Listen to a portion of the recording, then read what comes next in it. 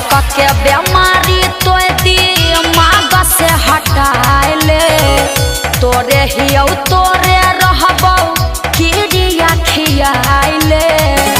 अरे ऐसे काहे करही सक के बेमारी तो दिमाग से हटाइले तोरे हियौ तोरे रहबौ कीड़िया खियाइले।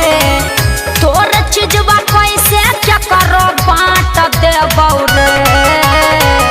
सुन देखबौ जब तोरा कौनो छौड़ा साथे टंगिया से काट देबौगे। अच्छा। छौड़ी देखबौ जब तोरा कौनो छौड़ा साथे टंगिया से काट देबौगे। तोरा सिवा केकरो नहीं देखे।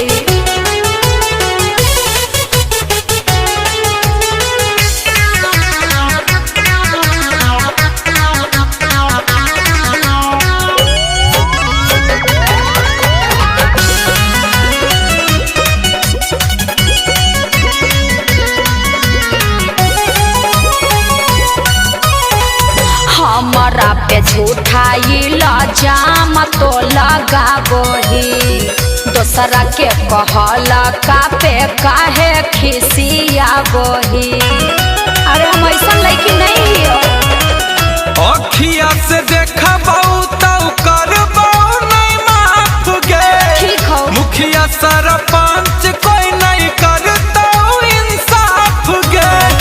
तोरा सिवा के करो नहीं आट देबो रे। बात काहे न बुझही देखबौ जब तोरा कौनो छौड़ा साथे टंगिया से काट देबौगे।